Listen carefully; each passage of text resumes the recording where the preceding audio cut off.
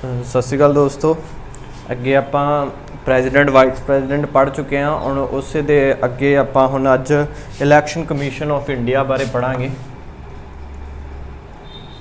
Election commission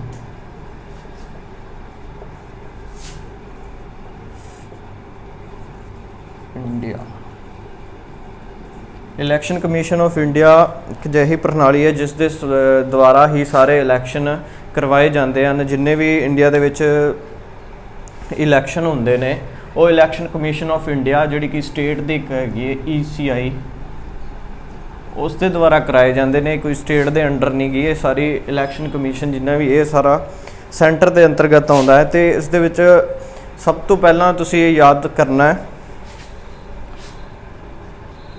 इसकी स्थापना कदों हुई। इसकी स्थापना 26 जनवरी 1950 हुई। 26 जनवरी 1950 26 जनवरी 1950 ही वोटर डे मनाया जाता है। वोटर डे तो इस दे नाल तुसीं एक होर इहदे विच महत्वपूर्ण गल है कि इलैक्शन कमीशन जिन्ने भी ने जिवें PM हो गया, CM हो गया, प्रैजिडेंट हो गया तो होर भी राज सभा लोक सभा दी जिन्नियां भी चोणां होंदियां ने वो इलैक्शन कमीशन के द्वारा कराई जांदियां। पर दो अजिहियां चोणां ने जिहड़ियां कि इलैक्शन कमीशन ऑफ इंडिया द्वारा नहीं करवाईयां जांदियां, जिहड़ियां कि पंचायती ते म्यूनसिपल कमेटी दी होंदियां भी नगर पालिका जिन्नियां भी चोणां होंदियां वो इलैक्शन कमीशन के द्वारा ना करवा के स्टेट इलैक्शन कमीशन के द्वारा कराई जांदियां। क्योंकि स्टेट इलैक्शन कमीशन भी हुंदा तो जिहड़ियां कि छोटियां मोटियां जिन्नियां भी चोणां होंदियां ने तो वो किंदे द्वारा कराई जांदियां स्टेट इलैक्शन कमीशन के द्वारा। उनदे विच म्यूनसिपैलिटी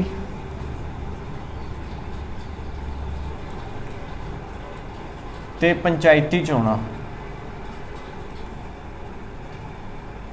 जिन्नियां भी होंदियां ये स्टेट इलैक्शन कमीशन के अंडर आउंदियां।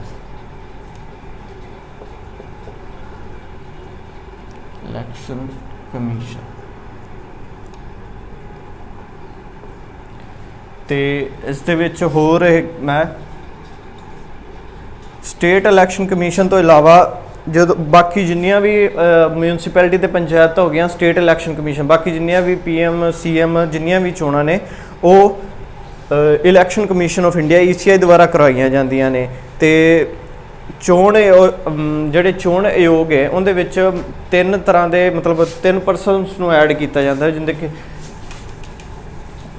तिन्ना बारे उन्होंने चोण विधि बारे तो तीन बंदे भी किस तरह किहड़े अमेंडमेंट विच उन्होंने लागू। क्योंकि पहला एक ही बंदा क्योंकि पहला जनसंख्या घट सी सिर्फ एक ही बंदे नूं मतलब इलैक्शन कमीशन का सारा देख रेख लिए दिता है। बाद च पर 2 बंदे विच होर ऐड किए गए जिहड़े कि उस तरह ही बराबर योग्यता रखने वाले ही बंदियां नूं ऐड किया गया भी इहदे विच संख्या 3 की गई।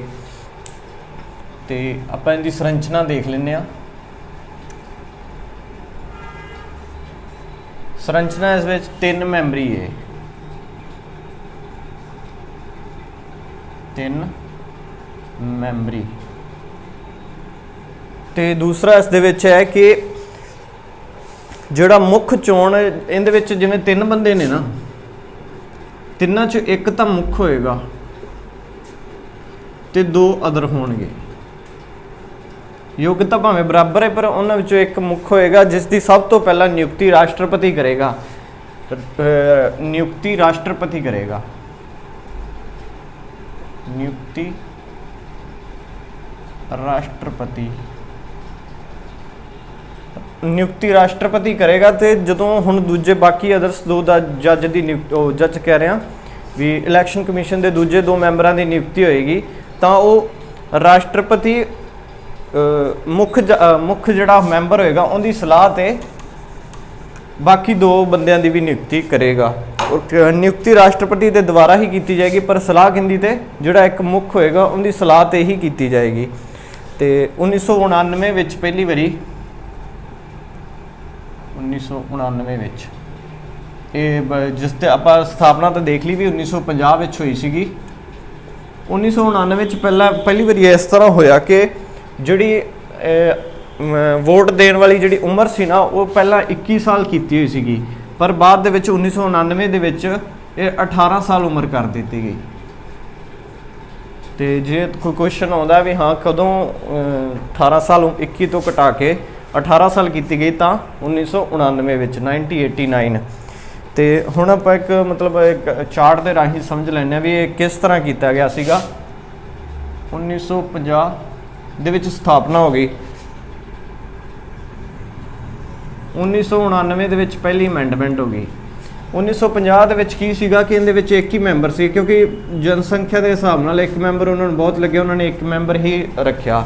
तो 1999 दे विच अमेंडमेंट की गई तो मैंबर की करते भी 2 प्लस करते, 2 मैंबर प्लस करते 3 मैंबर हो गए।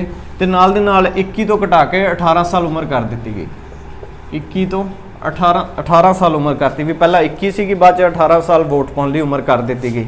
पर की होया कि 1999 दे विच ही दोबारा भी एग्जैक्ट डेट नहीं पता भी अक्तूबर महीने के नेड़े तेड़े 1999 दे विच ही दोबारा इसनूं एक मैंबरी कर दिता गया। 1999 दे विच ही दोबारा इहदे विच एक पहला जिहड़े 2 मैंबर ऐड कीते सीगे हटा दिते गए, तो दोबारा फिर 1993 दे विच इसनूं फिर 3 मैंबरी कर दिता गया, मतलब 2 मैंबर होर ऐड कर दिते गए। कि 1950 दे विच जदों इहदी 26 जनवरी 1950 नूं जदों इसका गठन होया तो 1 मैंबर सीगा। 1999 दे विच 2 होर ऐड कर दिते गए, जिन्हां जदों कि उम्र भी 21 तो घटा के 18 साल कर दी गई। तो 1999 दे विच ही दोबारा इसनूं 1 मैंबरी कर दिता गया। तो 1993 दे विच एक परमानेंट तौर दे उत्ते 3 मैंबरां नूं विच लगा दिता गया। तो एक गल होर, जे कोई क्वेश्चन आता भी हाँ 3 मैंबर कदों किए गए इलैक्शन कमीशन ऑफ इंडिया के भी इनू 3 मैंबरी कदों किया गया, तो आप आंसर की है 1993। 1989 नहीं लिखना क्योंकि ये टैंपरी तौर पर किया गया सीगा, बस परमानेंट तौर पर इसनूं 1993 दे विच किया गया। उस तो बाद आप देख लें भी इनकी क्वालिफिकेशन की होनी चाहिए, तिन्हां दी ही क्वालिफिकेशन कर लें आप। 2+1 भी 2 तो अदर जज होणगे तो 1 मुख जज होएगा। तो जिहड़ा मुख इलैक्शन मेरे जज बार बार मूँह तो इस करके निकलिया क्योंकि जिहड़ी इहदी क्वालिफिकेशन हुंदी है सुप्रीम कोर्ट के जज के बराबर हुंदी है। सुप्रीम कोर्ट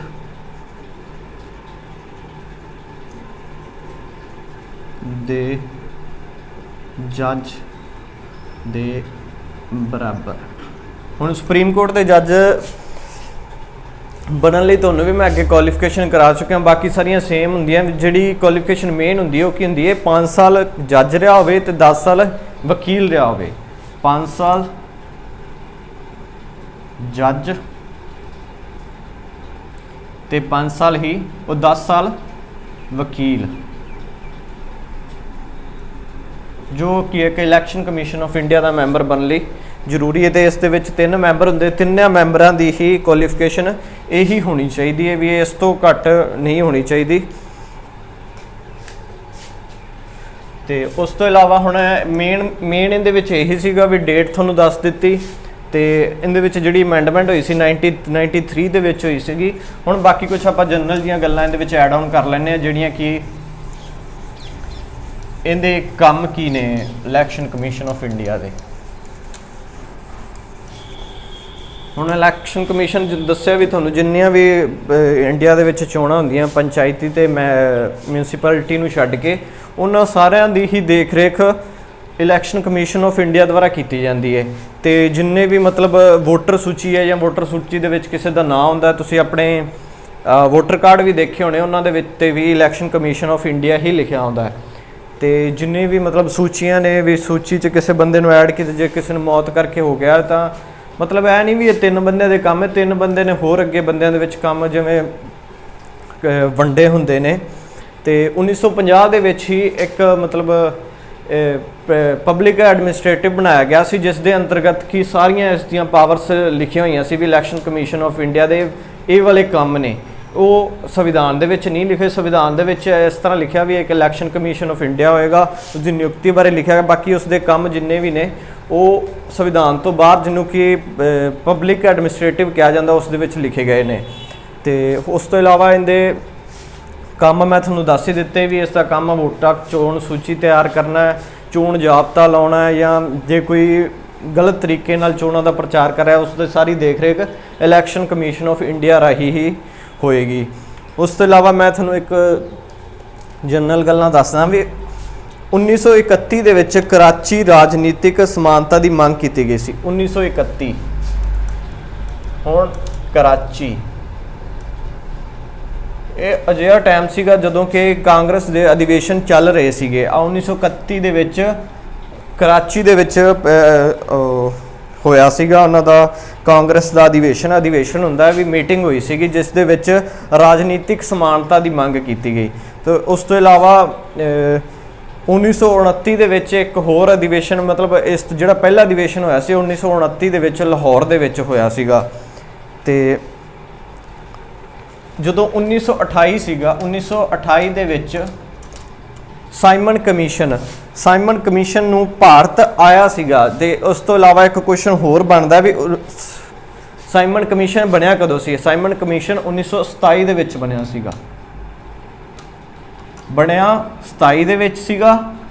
ਤੇ ਭਾਰਤ ਕਦੋਂ ਆਇਆ? 1928 ਦੇ ਵਿੱਚ। ਤਾਂ ਡਾਕਟਰ BR ਅੰਬੇਦਕਰ ਨੇ ਮੰਗ ਰੱਖੀ ਕਿ ਯੂਨੀਵਰਸਲ ਅਡਲਟ ਫਰੈਂਚਾਈਜ਼ੀ ਦਿੱਤੀਆਂ ਜਾਣ, ਜਿਸ ਦਾ ਕੀ ਆ ਲਾਗੂ ਕੀਤੀਆਂ ਜਾਣ, ਜਿਸ ਦਾ ਕੀ ਮਤਲਬ ਸੀਗਾ ਵੀ ਕਿਸੇ ਨੂੰ ਵੀ ਧਰਮ ਦੇ ਆਧਾਰ ਤੇ ਜਾਤ ਦੇ ਆਧਾਰ ਤੇ ਕੋਈ ਵੀ ਭੇਦਭਾਵ ਨਾ ਕੀਤਾ ਜਾਵੇ, ਵੀ ਸਾਰਿਆਂ ਨੂੰ ਵੋਟ ਪਾਉਣ ਦਾ ਸਮਾਨਤਾ ਦਾ ਅਧਿਕਾਰ ਹੈ। ਜੇ ਉਹਨਾਂ ਦੇ ਇਲੈਕਸ਼ਨ ਕਮਿਸ਼ਨ ਦੇ ਆਪਾਂ ਕਾਰਜਕਾਲ ਦੀ ਗੱਲ ਕਰੀਏ ਤਾਂ ਇਹਦਾ 6 ਈਅਰ ਦਾ ਟਾਈਮ ਪੀਰੀਅਡ ਹੁੰਦਾ ਤੇ ਹੋਰ ਕੀ ਹੁੰਦਾ ਵੀ 65 ਸਾਲ ਦੀ ਉਮਰ ਤੱਕ ਇਹ ਆਪਣੇ ਪਦ ਤੇ ਰਹਿ ਸਕਦਾ। ਵੀ 6 ਈਅਰ ਤਾਂ ਪੂਰੇ, ਜੇ ਪਹਿਲਾਂ 6 ਈਅਰ ਪੂਰੇ ਹੋ ਜਾਂਦੇ ਤਾਂ ਫਿਰ ਵੀ ਹਟ ਜਾਏਗਾ, ਜੇ 65 ਸਾਲ ਉਮਰ ਪੂਰੀ ਹੋ ਜਾਂਦੀ ਹੈ ਤਾਂ ਫਿਰ ਵੀ ਹਟਾ ਦਿੱਤਾ ਜਾਏਗਾ। ਤੇ ਉਸ ਤੋਂ ਇਲਾਵਾ ਜੇ ਆਪਾਂ ਇੰਪੀਚਮੈਂਟ ਦੀ ਗੱਲ ਕਰੀਏ ਤਾਂ ਇਹਦੇ ਵਿੱਚ ਇੰਪੀਚਮੈਂਟ ਵੀ ਲਾਗੂ ਹੁੰਦੀ ਹੈ। ਵੀ ਮਤਲਬ ਇਹਨੂੰ ਇੰਪੀਚਮੈਂਟ ਦੇ ਦੁਆਰਾ ਹੋਰ ਕੋਈ ਤਰੀਕਾ ਨਹੀਂ ਹੈਗਾ ਵੀ ਇੱਕ ਇਸ ਤਰ੍ਹਾਂ ਵੀ 6 ਈਅਰ ਦਾ ਪੂਰਾ ਕਰਨਾ ਹੀ ਪਏਗਾ ਵੀ ਇਸ ਨੂੰ ਭੰਗ ਨਹੀਂ ਕੀਤਾ ਜਾ ਸਕਦਾ, ਪਰ ਇੰਪੀਚਮੈਂਟ ਲੱਗ ਸਕਦੀ ਹੈ, ਜਿਹੜੀ ਕਿ ਇੰਪੀਚਮੈਂਟ ਰਾਸ਼ਟਰਪਤੀ ਤੇ ਵੀ ਲੱਗਦੀ, ਜਿਹੜੀ ਇੰਪੀਚਮੈਂਟ ਰਾਹੀਂ ਰਾਸ਼ਟਰਪਤੀ ਨੂੰ ਹਟਾਇਆ ਜਾਂਦਾ, ਉਸ ਇੰਪੀਚਮੈਂਟ ਰਾਹੀਂ ਇਲੈਕਸ਼ਨ ਕਮਿਸ਼ਨ ਆਫ ਇੰਡੀਆ ਨੂੰ ਹਰਾਇਆ ਜਾਂਦਾ 2/3 ਮੈਜੋਰਟੀ ਨਾਲ, ਵੀ ਲਗਭਗ 75% ਮੈਜੋਰਟੀ ਨਾਲ ਇਸ ਨੂੰ ਹਟਾਇਆ ਜਾ ਸਕਦਾ ਹੈ। ਤੇ ਉਸ ਤੋਂ ਇਲਾਵਾ ਕੰਮ ਮੈਂ ਤੁਹਾਨੂੰ ਕਰਾ ਦਿੱਤੇ। ਚੁਣਾਵੇ ਖੇਤਰਾਂ ਦਾ ਡਿਸੀਜਨ ਕਰਨਾ। ਹੁਣ ਚੁਣਾਵ ਖੇਤਰ ਕੀ ਹੋ ਗਿਆ ਵੀ ਮਤਲਬ ਕਈ ਹੁਣ ਜਿਵੇਂ ਵੋਟਿੰਗ ਮਸ਼ੀਨਾਂ ਹੁੰਦੀਆਂ ਨੇ ਵੀ ਲੋਕਾਂ ਨੂੰ ਜਿੰਨੀ ਸਹੂਲਤ ਜ਼ਿਆਦਾ ਪ੍ਰਦਾਨ ਕੀਤੀ ਜਾ ਸਕੇਗੀ ਵੀ ਵੱਧ ਤੋਂ ਵੱਧ ਲੋਕ ਵੋਟ ਪਾਉਣ ਲਈ ਆ ਸਕਣ। ਹੁਣ ਕੀ ਆਪਣੇ ਇੱਥੇ ਕੀ ਕੀਤਾ ਜਾਂਦਾ ਵੀ ਮੈਂ ਤੁਹਾਨੂੰ ਸਭ ਤੋਂ ਗਰਾਊਂਡ ਲੈਵਲ ਤੇ ਦੱਸ ਦਿੰਦਾ ਵੀ ਹਲਕਿਆਂ ਵਿੱਚ ਵੰਡ ਦਿੱਤਾ ਜਾਂਦਾ ਹੈ। ਜਿਵੇਂ ਅਬੋਹਰ ਦੇ ਇਲਾਕਿਆਂ ਨੂੰ ਵੀ ਕਈ ਹਲਕਿਆਂ ਦੇ ਵਿੱਚ ਵੰਡ ਦਿੱਤਾ ਜਾਂਦਾ ਹੈ। ਹੁਣ ਜਿਵੇਂ ਸੈਂਟਰ 'ਚ ਅਬੋਹਰ ਹੈ, ਵੀ ਅਬੋਹਰ ਦੇ ਹਲਕੇ 'ਚ ਆ ਗਿਆ, ਵੀ ਅਬੋਹਰ ਦੇ ਹਲਕੇ ਆ ਗਿਆ। ਇੱਧਰਲੇ ਪਿੰਡਾਂ ਨੂੰ ਕੀ ਕੀਤਾ ਵੀ ਇਹਨਾਂ ਨੂੰ ਬੱਲੂਆਣੇ ਦੇ ਵਿੱਚ ਵੰਡ ਦਿੱਤਾ ਗਿਆ। ਬੱਲੂਆਣਾ ਤੇ ਇਹ ਸਾਰਾ ਕੁਝ ਡਿਸਾਈਡ ਕਿਹਦੇ ਦੁਆਰਾ ਕੀਤਾ ਜਾਂਦਾ ਹੈ? ਇਲੈਕਸ਼ਨ ਕਮਿਸ਼ਨ ਆਫ ਇੰਡੀਆ ਦੇ। ਵੀ ਇਹ ਹਲਕੇ ਦੇ ਲੋਕ ਇੱਥੇ ਮਤਲਬ ਇਹਨਾਂ ਦੇ ਜ਼ੋਨ ਬੂਥ ਅੱਡ ਬਣਨਗੇ, ਇੱਥੋਂ ਦੇ ਅੱਡ ਬਣਨਗੇ। ਤੇ ਇਸ ਤੋਂ ਇਲਾਵਾ ਹੋਰ ਕੀ ਹੈ ਵੀ ਇਹ ਹਰ 10 ਸਾਲ ਬਾਅਦ ਮਤਲਬ ਇੱਕ ਸੀਮਾਕਰਨ ਦੁਬਾਰਾ ਹੋਣਾ ਚਾਹੀਦਾ ਹੈ। ਵੀ ਕਈ ਲੋਕ ਕਈ ਤਰ੍ਹਾਂ ਦੇ ਭੇਦ ਹੋ ਜਾਂਦੇ ਨੇ, ਵੀ ਮਤਲਬ ਜਨਸੰਖਿਆ ਵੀ ਵੱਧਦੀ ਘਟਦੀ ਹੈ, ਕਈ ਤਰ੍ਹਾਂ ਦੀਆਂ ਲੋੜਾਂ ਵੱਧਦੀਆਂ ਨੇ, ਪਰ ਇਹ ਹਰ 10 ਸਾਲ ਬਾਅਦ ਕਰਵਾਇਆ ਨਹੀਂ ਜਾਂਦਾ ਗਾ, ਪਰ ਸੰਵਿਧਾਨ ਦੇ ਅਨੁਸਾਰ ਕਰਵਾਉਣਾ ਚਾਹੀਦਾ ਹਰ 10 ਸਾਲ ਬਾਅਦ, ਪਰ ਇਸ ਨੂੰ ਕਰਵਾਇਆ ਨਹੀਂ ਜਾਂਦਾ। ਮਤਦਾਤਾ ਸੂਚੀ ਤਿਆਰ ਕਰਾਉਣਾ, ਰਾਜਨੀਤਿਕ ਪਾਰਟੀਆਂ ਨੂੰ ਚਿੰਨ੍ਹ ਪ੍ਰੋਵਾਈਡ ਕਰਾਉਣਾ। ਵੀ ਹੁਣ ਚਿੰਨ੍ਹ ਵੀ ਕਿਹਦੇ ਦੁਆਰਾ? ਇਲੈਕਸ਼ਨ ਕਮਿਸ਼ਨ ਆਫ ਇੰਡੀਆ ਦੇ ਦੁਆਰਾ। ਪਰ ਹੁਣ ਜਿਵੇਂ ਕੈਪਟਨ ਸਾਹਿਬ ਨੇ ਨਵੀਂ ਪਾਰਟੀ ਬਣਾਈ ਹੈ, ਉਹਨਾਂ ਨੂੰ ਖਿੱਦੋ ਖੁੰਡੀ ਇੱਕ ਉਹਨਾਂ ਦੇ ਚਿੰਨ੍ਹ ਦੇ ਤੌਰ ਤੇ ਪ੍ਰੋਵਾਈਡ ਕੀਤਾ ਗਿਆ, ਉਹ ਇਲੈਕਸ਼ਨ ਕਮਿਸ਼ਨ ਆਫ ਇੰਡੀਆ ਦੇ ਦੁਆਰਾ ਪ੍ਰੋਵਾਈਡ ਕੀਤਾ ਗਿਆ। ਹੁਣ ਰਾਜਨੀਤਿਕ ਦਲ ਨੇ ਜਿੰਨੇ ਵੀ, ਉਹਨਾਂ ਦਾ ਪੰਜੀਕਰਨ ਕਿਹਦੇ? Election commission of India. ਪੰਜੀਕਰਨ ਹੁੰਦਾ ਮਤਲਬ ਉਹਨਾਂ ਦੀ registration election commission of India ਦੇ ਦੁਆਰਾ ਕੀਤੀ ਜਾਂਦੀ ਹੈ। ਉਸ ਤੋਂ ਇਲਾਵਾ ਇੱਕ ਹੋਰ ਜਨਰਲ ਦੀਆਂ ਗੱਲਾਂ ਨੇ, ਜਿਵੇਂ EVM ਮਸ਼ੀਨਾਂ ਜਿਨ੍ਹਾਂ ਨੂੰ ਇੰਟਰੋਡਿਊਸ ਕਰਾਇਆ ਗਿਆ। EVM ਦੀ ਫੁੱਲ ਫਾਰਮ ਹੁੰਦੀ ਹੈ ਇਲੈਕਟ੍ਰੋਨਿਕ ਵੋਟਿੰਗ ਮਸ਼ੀਨ। ਤੇ ਇਸ ਦੇ ਨਾਲ ਹੀ ਇੱਕ ਹੋਰ ਛੋਟੀ ਜਿਹੀ ਮਸ਼ੀਨ ਜਿਹਨੂੰ ਕਿ ਹੁਣ ਲਗਾਇਆ ਜਾਂਦਾ ਤੇ ਜਿਸ ਨੂੰ ਕਿ VVPAT ਕਿਹਾ ਜਾਂਦਾ ਹੈ। VVPAT ਜਿੰਦੇ ਵਿੱਚ ਜਦੋਂ ਆਪਾਂ ਵੋਟ ਪਾਉਂਦੇ ਆ ਤੇ ਇੱਕ ਮਤਲਬ ਘੁੰਮ ਕੇ ਜੇ ਪਰਚੀ ਜੇ ਦਿਖ ਜਾਂਦੀ ਵੀ ਹਾਂ ਆਪਾਂ ਇਹਨੂੰ ਵੋਟ ਪਾਈਏ, ਉਹਨੂੰ ਕੀ ਕਿਹਾ ਜਾਂਦਾ? Voter verifiable paper audit trail. ਤੇ 1982 ਵਿੱਚ ਪਹਿਲੀ ਵਾਰ ਕੇਰਲ 'ਚ ਪਾਰੂਰ ਜ਼ਿਲ੍ਹੇ 'ਚ EVM ਮਸ਼ੀਨ ਮਤਲਬ ਜਿੱਥੇ ਪਹਿਲੀ ਵਾਰੀ ਲਾਗੂ ਹੋਈ ਸੀਗੀ EVM ਮਸ਼ੀਨਾਂ ਨਾਲ ਜਿੱਥੇ VOTING ਕਰਾਈ, ਕੇਰਲ 'ਚ ਕਰਾਈ ਗਈ ਸੀਗੀ। ਤੇ ਇਸ ਨੂੰ ਬਣਾਈ ਕਿੰਨੇ ਸੀ? 1980 ਦੇ ਵਿੱਚ, 1980 ਦੇ ਵਿੱਚ MV ਹੌਨਿਫ ਦੇ ਦੁਆਰਾ ਬਣਾਇਆ ਗਿਆ ਸੀਗਾ। ਤੇ ਉਸ ਤੋਂ ਇਲਾਵਾ ਵੀ ਇਸ ਤੇ ਕਈ ਟ੍ਰਾਇਲ ਚੱਲਦੇ ਰਹੇ। ਤੇ ਜਿਹੜੀ ਉਂਗਲ ਤੇ ਸਿਆਹੀ ਲਾਈ ਜਾਂਦੀ ਵੀ ਜਿਹੜੀ ਛੇਤੀ ਨਹੀਂ ਮਿਟਦੀ ਸਿਆਹੀ, ਉਹ ਕਿਸ ਲਿਕਵਿਡ ਤੋਂ ਬਣੀ ਹੁੰਦੀ ਹੈ? Silver nitrate. ਇਹ ਕੁਐਸਚਨ ਵੀ ਕਈ ਵਾਰੀ ਆਇਆ ਹੋਇਆ ਵੀ ਸਿਆਹੀ ਵਿੱਚ ਕਿਹੜਾ ਕੈਮੀਕਲ ਹੁੰਦਾ? Silver nitrate. ਤੇ ਜਿਹੜਾ ਕੋਡ ਆਫ ਕੰਡਕਟ ਹੈ ਉਹ ਵੀ ਇਲੈਕਸ਼ਨ ਕਮਿਸ਼ਨ ਆਫ ਇੰਡੀਆ ਦੇ ਦੁਆਰਾ ਹੀ ਲਗਾਇਆ ਜਾਂਦਾ ਹੈ ਤੇ 2 ਹਫ਼ਤੇ ਲਈ ਲੱਗ ਸਕਦਾ ਹੈ। ਜਿਹੜਾ ਕੋਡ ਆਫ ਕੰਡਕਟ ਹੈ ਵੀ ਉਹਦੇ ਵਿੱਚ ਕੀ ਹੁੰਦਾ ਵੀ ਕੋਈ ਵੀ ਧਾਰਮਿਕ ਆਧਾਰਿਤ ਕੋਈ ਵੋਟ ਨਹੀਂ ਮੰਗ ਸਕਦੇ, ਲੋਕਾਂ ਦੀਆਂ ਭਾਵਨਾਵਾਂ ਨਹੀਂ ਭੜਕਾ ਸਕਦੇ, ਵੀ ਧਾਰਮਿਕ ਸਥਾਨ ਤੇ ਜਾ ਕੇ ਉਹ ਵੋਟਾਂ ਦੀ ਮੰਗ ਨਹੀਂ ਕਰ ਸਕਦੇ, ਵੀ ਜਾਂ ਆਪਣੇ ਕੋਈ ਕਿਸੇ ਤਰ੍ਹਾਂ ਦੀ ਸ਼ਰਾਬ ਨਹੀਂ ਵੰਡ ਸਕਦੇ। ਤੇ ਜਿਹੜਾ ਕੀ ਹੈ 48 ਘੰਟੇ ਪਹਿਲਾਂ ਪ੍ਰਚਾਰ ਬੰਦ ਕਰ ਦਿੱਤਾ ਜਾਂਦਾ ਹੈ ਤੇ ਇਸ ਦੀ ਸਾਰੀ ਸਮੀਖਿਆ ਇਲੈਕਸ਼ਨ ਕਮਿਸ਼ਨ ਆਫ ਇੰਡੀਆ ਦੇ ਦੁਆਰਾ ਹੀ ਦੇਖੀ ਜਾਂਦੀ ਹੈ। ਹੋਰ ਇਸ ਦੇ ਨਾਲ ਜਿੰਨੇ ਵੀ ਨੋਟਸ ਨੇ ਉਹ ਮੈਂ ਤੁਹਾਨੂੰ ਪ੍ਰੋਵਾਈਡ ਕਰਵਾ ਦਿਆਂਗਾ, ਜਿੰਦੇ ਵਿੱਚ ਆਪਣਾ ਮੈਂ ਸਾਰਾ ਕਰਵਾਇਆ ਤੁਹਾਨੂੰ। ਤੇ ਜਿੰਨੀਆਂ ਵੀ ਡੇਟਸ ਵਗੈਰਾ ਨੇ, ਇੰਪੋਰਟੈਂਟ ਕੁਐਸਚਨ ਨੇ, ਉਹ ਸਾਰੇ ਨੋਟਸ ਦੇ ਵਿੱਚ ਤੁਹਾਨੂੰ WhatsApp ਗਰੁੱਪ ਤੇ ਮਿਲ ਜਾਣਗੇ। ਜੇ ਤੁਸੀਂ WhatsApp ਗਰੁੱਪ 'ਚ ਅਜੇ ਤੱਕ ਐਡ ਨਹੀਂ ਹੋਏ ਤਾਂ ਕਮੈਂਟ ਕਰਕੇ ਦੱਸ ਦੇਣਾ, ਤੁਹਾਨੂੰ ਲਿੰਕ ਭੇਜ ਦਿੱਤਾ ਜਾਏਗਾ। ਇਸ ਤੋਂ ਇਲਾਵਾ ਜੇ ਚੈਨਲ ਤੇ ਨਵੇਂ ਹੋ, ਚੈਨਲ ਨੂੰ ਸਬਸਕ੍ਰਾਈਬ ਜ਼ਰੂਰ ਕਰ ਲੈਣਾ ਤੇ ਵੀਡੀਓ ਨੂੰ ਵੀ ਲਾਈਕ ਸ਼ੇਅਰ ਜ਼ਰੂਰ ਕਰ ਦੇਣਾ। Thank you.